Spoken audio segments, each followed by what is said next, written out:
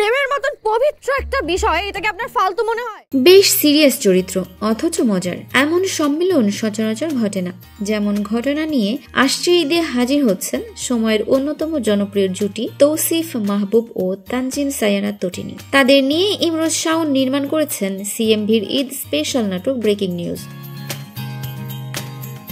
গল্প ভাবনা নির্মাতার হলেও এটির চিত্রনাট্য লিখেছেন ইশতিয়াক আহমেদ। নির্মাতা শাওন জানান, নাটকটির গল্প আগাবে শহরের শীর্ষ সন্ত্রাসী ইফতি এবং ক্রাইম ওয়াচ টিভি অনুষ্ঠানের সঞ্চালক প্রতিবেদক মারিয়াকে ঘিরে। বলা যায়, সন্ত্রাসী ও সাংবাদিকের মধ্যকার টানাপোড়েন উঠে আসবে প্রেম ও পরাজয়ের মোড়কে। চরিত্র দুটিতে যথাক্রমে অভিনয় করেছেন তৌসিফ মাহবুব ও সায়ানা তটিনী। তৌসিফ তটিনী ছাড়াও এর বিভিন্ন চরিত্রে আরও অভিনয় করেছেন মুকিত জাকারিয়া সহ অনেকে।